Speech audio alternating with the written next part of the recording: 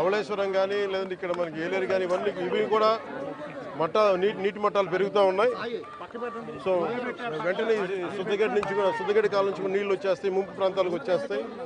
వీటి మీద ఎప్పటికప్పుడు కలెక్టర్ షణ్మోహన్ గారితో కూడా మాట్లాడడం జరిగింది.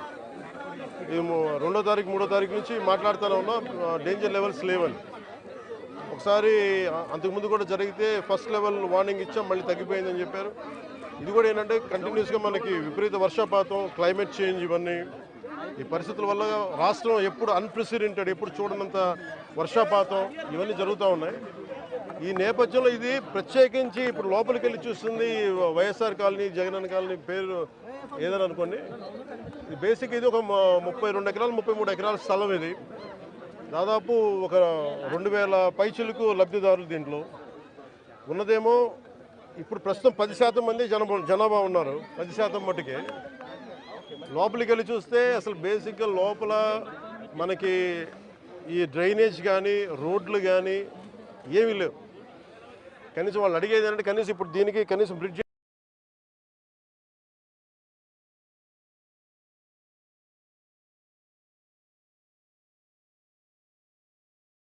నా నోట్లో మాటలు మీరే చెప్తారు. అంటే ఇది ఇప్పుడు నేను మన బుడమేరు గురించి చెప్తాను. ఇది అంచెలంచెలుగా ప్రతి ఒక్కళ్ళు దీన్ని ఇంక్రిమెంట్గా పెంచుకుంటూ వెళ్ళిపోయారు. ఉదాహరణకి ఒకరితో మాట్లాడుతుంటే, వాస్తువులతో మాట్లాడుతూ ఉంటే ఇది 2 లారీలు వెళ్ళేంత దారి ఉంది. నదీ పరివాహక ప్రాంతాన్ని ఇది ఈజీగా వెళ్ళిపోయేది. కొంతమంది గట్లు చెట్లు వేసి ఆ గట్లని వాళ్ళ పొలాల్లో కలుపుకోవటం అదొకటి. ఇది చాలా ఇంక్రిమెంట్లు జరిగింది. కానీ ఇది మట్టుకు ప్రత్యేకించి ఈ జగనన్న కాలనీ మట్టుకు గత ప్రభుత్వం చేసిన తప్పులు. ఇది ఆల్రెడీ 4 అడుగులు లోతట్టు ప్రాంతం. ఇది చిన్నపాటి వర్షం వస్తే మునిగిపోయే ప్రాంతాలు ఇవి. అలాంటి చోట్ల వీళ్ళు 30 ఎకరాల పైగా 32-34 ఎకరాల పైగా వీళ్ళు ఇచ్చారు.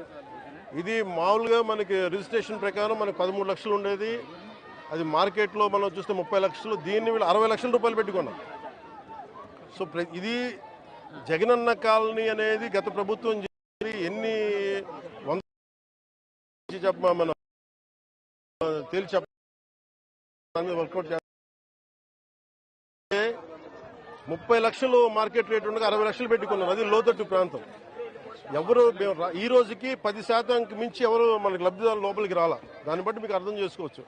ఇలాంటి చోట్ల ఇప్పుడు ప్రత్యేకంగా ఛాలెంజ్ చేసి వీళ్ళు చేసిన తప్పుల్ని మేము కవర్ చేయాలి. వీళ్ళు ఇచ్చేశారు, ఆ తప్పుల్ని కవర్ చేయాలి. వాళ్ళకి ఇన్ఫ్రాస్ట్రక్చర్ ఏదైతే అవసరం ఇది అన్నిటికీ మీకు నిధులు కొరత, అంతే కదా. బేసిక్ నిధులు కొరత.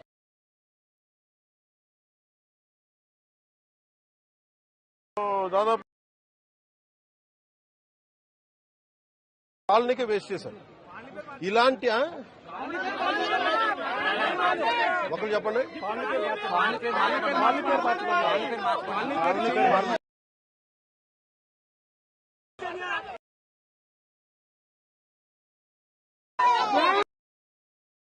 అలాగే ఒక నిమిషం. కాలనీ జేబులో డబ్బులు కాదు.